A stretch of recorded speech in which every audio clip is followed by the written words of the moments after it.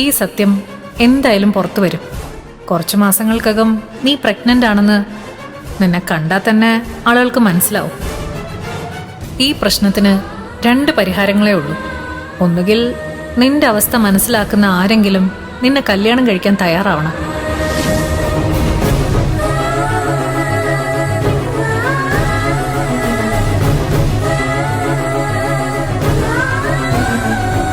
നീ എന്താ ഇങ്ങനെ ടെൻഷൻ അടിച്ചിരിക്കുന്നേ? നിന്റെ അവസ്ഥയെക്കുറിച്ച് കമ്പനിയിലുള്ള ആരും അറിഞ്ഞില്ലല്ലോ. കൃത്യസമയത്ത് മീര ഇടപെട്ടതുകൊണ്ട് രക്ഷപ്പെട്ടു. പക്ഷെ സത്യം പുറത്തു വന്നില്ലെന്ന് കരുതി അതെല്ലാതാവുന്നില്ലല്ലോ.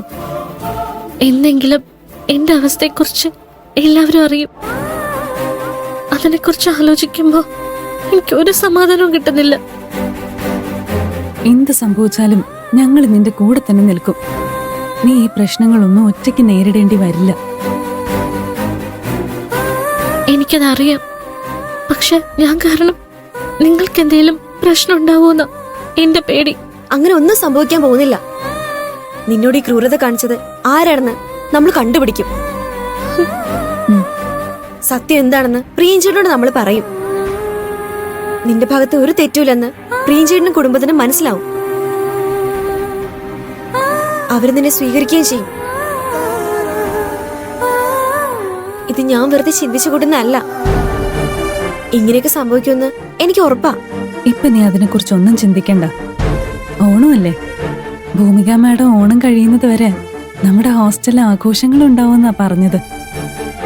നമുക്കത് ഒരുമിച്ച് നന്നായിട്ട് ആഘോഷിക്കാം. അപ്പൊ നിന്റെ മനസ്സും ഒന്ന് തണുക്കും. അതൊന്നും വേണ്ട. നിങ്ങൾ ഓണം ആഘോഷിക്കേണ്ടത് നിങ്ങളുടെ കുടുംബത്തിന്റെ കൂടെയാ. എനിക്ക് വേണ്ടിയാ നിങ്ങൾ വീട്ടിൽ പോകാതിരിക്കുന്നതെന്ന് എനിക്കറിയാം. ദയവ് ചെയ്ത് അങ്ങനെ ചെയ്യരുത്. നിങ്ങൾ പൊയ്ക്കോളൂ. എനിക്കൊരു കുഴപ്പമില്ല. ഇങ്ങനെ ഓരോന്ന് പറയുമെങ്കിലും നീ എത്രമാത്രം വിഷമം ഉള്ളിക്കൊണ്ട് നടക്കുന്നുണ്ടെന്ന് ഞങ്ങൾക്കറിയാം. നമ്മളൊരു കുടുംബമാണ്. ഇപ്പോ ഞങ്ങളുടെ വീട്ടുകാരെക്കാളും ഞങ്ങളുടെ ആവശ്യം നിനക്കാണ്.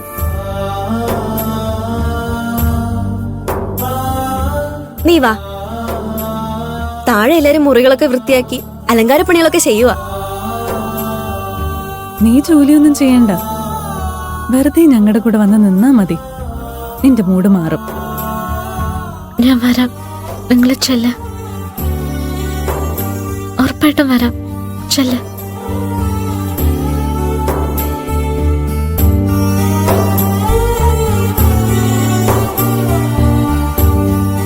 ഞാനിവിടെ നിന്നാ ഇവർക്കാർക്കും മനസ്സറിഞ്ഞ് സന്തോഷിക്കാൻ പോലും കഴിയില്ല. ഇവിടെ നിന്ന് മാറി നിൽക്കുന്നതായിരിക്കും നല്ലത്. ഓണം കഴിയുന്നവരെ ഞാൻ പല അമ്പലങ്ങളും തൊഴുതിട്ട് വരാം. അങ്ങനെയെങ്കിലും കുറച്ച് മനസ്സമാധാനം കിട്ടുമെന്ന് നോക്കട്ടെ. ഞാൻ പോകുന്നത് ഇവിടെ ആരും അറിയണ്ട. ഞാൻ നിന്നോട് മാത്രമേ യാത്ര പറയുന്നുള്ളൂ.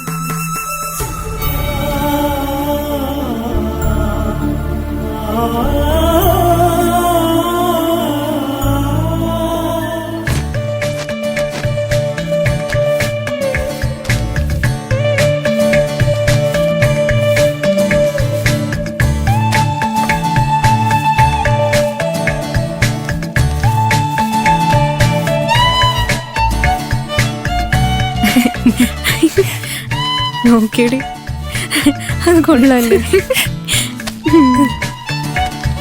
അതെ, ഇവിടെ എല്ലാരും ജോലി ചെയ്യുന്ന കണ്ടില്ലേ? ഇങ്ങനെ ഒന്നും ചെയ്ത് കാലുമേ കാല് വെച്ചിരിക്കുന്ന നാണോ ഇല്ലേ? ഇല്ല, നാണോ ഇല്ല. നീ എന്ത് ചെയ്യും? അടിച്ചിന്റെ അണപ്പല ഞാൻ തെറിപ്പിക്കും. എന്താ കാണോ? അടുത്ത പ്രശ്നത്തിന് പോണ്ട. ഇവള് ശരിക്കും അടിക്കും. മര്യാദയ്ക്ക് അടിച്ചു വരിക്കും. വെറുതെ എന്റെ കൈക്ക് പണി ഉണ്ടാക്കണ്ട. പിടി. അവിടെ പോയി അടിച്ചു വരെ.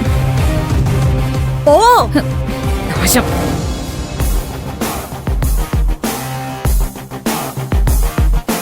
നീയാള് കൊള്ളാലോ. നിന്നെ പേടിച്ച് അവളുമാര് പണിയെടുക്കുന്നുണ്ട്. ഞാൻ വേണ്ട വേണ്ടെന്ന് വിചാരിക്കുമ്പോ ഇവളൊക്കെ തലേ കയറുക. അതൊക്കെ പോട്ടെ, നീ മഹാബലിയുടെ വാമനന്റെ കഥ പറ. പറയാം. പ്രഹ്ലാദന്റെ പേരക്കുട്ടിയായ മഹാബലി വലിയ തപസ്സും യാഗങ്ങളും ചെയ്ത് അജയ്യനായി മാറി.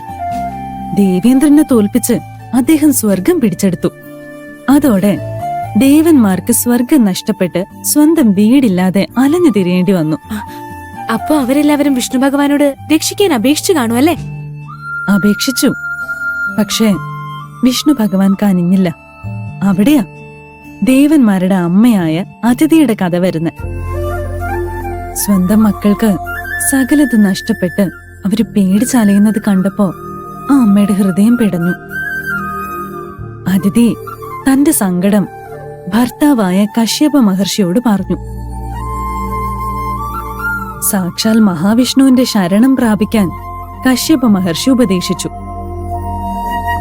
അതിനായി കുംഭമാസത്തില് 12 ദിവസം നീണ്ടു നിൽക്കുന്ന ഒരു കഠിന വ്രതം അനുഷ്ഠിക്കാൻ അദ്ദേഹം പറഞ്ഞു. അതാണ് പയോവ്രതം. പാല് മാത്രം കുടിച്ച് പൂർണ്ണ ഭക്തിയോടെ അതിഥി മഹാവിഷ്ണുവിനെ തപസ് ചെയ്തു.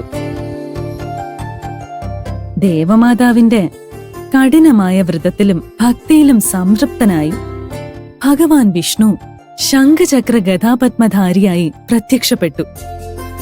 അതിഥി കണ്ണീരോടെ ഭഗവാന്റെ കാൽക്കല് വീണ് തന്റെ മക്കളുടെ നഷ്ടപ്പെട്ട രാജ്യവും അധികാരവും തിരികെ കൊടുക്കണമെന്ന് അപേക്ഷിച്ചു. ദേവന്മാരുടെ സങ്കടം തീർക്കാൻ ഭഗവാൻ കശ്യപ മഹർഷിയുടെയും അതിഥിയുടെയും പുത്രനായി ശ്രാവണ മാസത്തിലെ ദ്വാദശി നാളിൽ അവതരിച്ചു. ഒരു ചെറിയ ബ്രാഹ്മണ വടുവിന്റെ രൂപത്തിൽ. അതാണ് സാക്ഷാൽ വാമനമൂർത്തി. എന്നാലും എന്റെ മനസ്സില് മഹാബലിയാണ് മാസ്.